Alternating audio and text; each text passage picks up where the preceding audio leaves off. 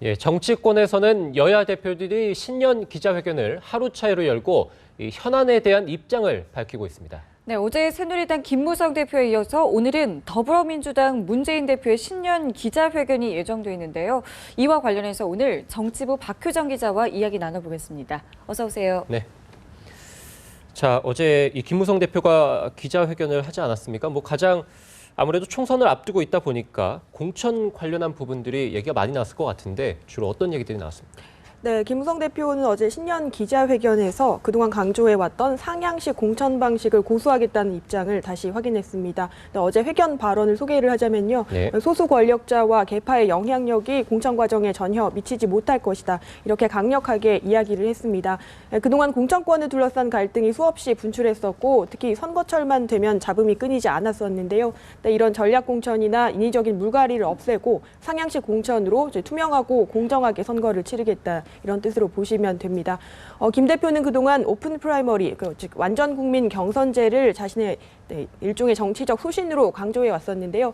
야당의 반대로 오픈 프라이머리는 성사시키지 못했지만 그럼에도 인위적 물갈이를 배제한 상향식 공천의 원칙을 지켜나가겠다. 이런 뜻을 다시 한번 확인한 걸로 볼 수 있겠습니다. 네, 김무성 대표 상향식 공천을 하겠다는 입장을 세웠는데요. 지금 친박계 반응은 좀 어떻습니까?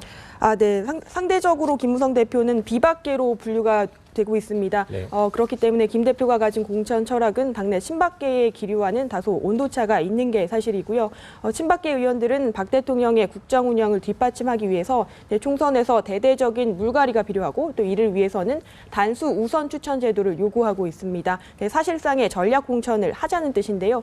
김 대표는 어제 이런 주장에 대해서도 굳이 정치에 생각 없는 사람을 설득해서 특정 지역에 민주적인 절차도 없이 공천을 주는 것은 안 된다. 이렇게 반대 입장을 분명하게 밝혔습니다. 친박계와의 갈등이 일소지가 엿보이는 부분인데요. 새누리당은 조만간 공천심사위원회를 출범시켜서 실질적인 공천 작업에 착수를 하게 됩니다. 실제 이런 작업들이 시작이 되면 친박계와 비박계 간의 본격적인 충돌이 발생할 가능성도 있다고 보여집니다. 예, 조금 뒤면 이 더불어민주당의 문재인 대표가 또 오늘 신년 기자회견에 갔지 않습니까? 자, 거치 문제 관련돼서 얘기가 나올 것이다라는 얘기도 있던데 어떻습니까? 네.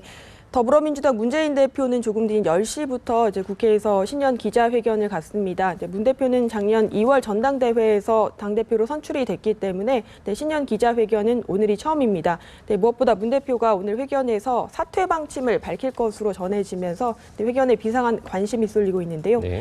그동안 문 대표는 당의 체제가 안정화된다면 대표로서의 권한을 내려놓겠다 이렇게 여러 차례 말했습니다. 문 대표는 우선 사퇴 방침을 밝히면서 공천권을 포함한 전권을 김종인 선대위원장에게 넘기겠다는 입장을 밝힐 것으로 예상이 됩니다. 오늘 당장 사퇴한다는 건 아니더라도 사퇴 방침을 공개적으로 천명하면서 이후에 이제 구체적인 사퇴 프로세스를 밝히는 자리가 될 것으로 보여집니다. 총선 불출마를 선언할 가능성도 있다고 보여지고요. 이와 함께 정의당을 포함한 야권 세력과의 연대 방침도 함께 밝힐 것으로 예상이 됩니다. 기자회견 내용은 저희가 지켜보면 될 것 같고 앞으로 이제 김종인 선대위원장을 중심으로 한 선대위원 구성에도 아무래도 이제 좀 모양새를 갖춰질 것 같은데 구성은 어떻게 돼가고 있는 건가요? 지금? 네. 김종인 위원장은 기자들과 첫 대면에서부터 이제 문 대표 사퇴를 언급하면서 굉장히 강력한 그립을 줄 것으로 예상이 됐는데요. 선대위 구성에도 그만큼 속도를 내고 있습니다. 김 위원장은 광화문 개인 사무실에 머물면서 당 인사들과 면담을 갖고 이제 선대위원 구성을 현재까지 마무리한 것으로 전해지는데요. 선대위원으로 거론되는 인사는 더민주 소속의 박병석 전 국회 부의장과 우윤근 전 원내대표가 있고요. 네. 또 최근에 영입한 양향자 전 삼성전자 상무, 또 표창원 전 경찰대 교수도 선대위에 포함될 것으로 전해지고 있습니다. 김 위원장은 동시에 추가 탈당을 막기 위한 노력도 함께 하고 있는데요. 수도권 비주류로서 상징성이 큰 박영선 의원을 여러 차례 만나서 당에 남아달라고 권유를 했고 또 탈당하겠다고 밝혔던 박지원 전 원내대표에게 전화를 걸어서 잔류를 요청했다고 합니다. 근데 이렇게 발빠르게 움직이고 있는 데는 당 체제를 빨리 정비해서 장악력을 높여야만 그 총선까지 과정이 굉장히 험난합니다. 이 과정을 잘 헤쳐나갈 수 있다는 판단에서 이렇게 하고 있는 것으로 보이고요. 문 대표가 오늘 사퇴 방침을 밝히는 대로 지도부의 권한을 이어받게 되면 당을 빠르게 총선 체제로 정비해 나갈 것으로 예상이 됩니다. 자, 지금 이제 안철수의 국민의당 소식도 좀 알아보겠습니다.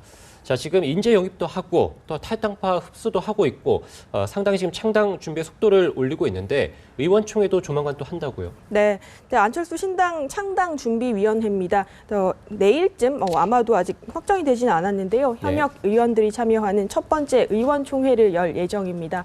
네, 현역 의원들이라면 탈당파를 얘기하는데요. 네, 이 자리에서 전략 공천이 아닌 당내 경선에 참여하겠다는 입장을 선언할 것으로 보입니다.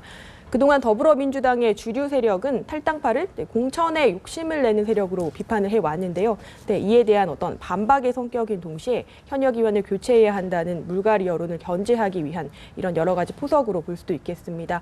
이와 함께 의총에서는 국회에 계류된 쟁점 법안과 선거구 획정 협상과 관련해서도 공동 입장을 마련할 것으로 예상이 됩니다. 네, 알겠습니다. 오늘 말씀은 여기까지 듣겠습니다. 지금까지 정치부 박효정 기자였습니다. 고맙습니다.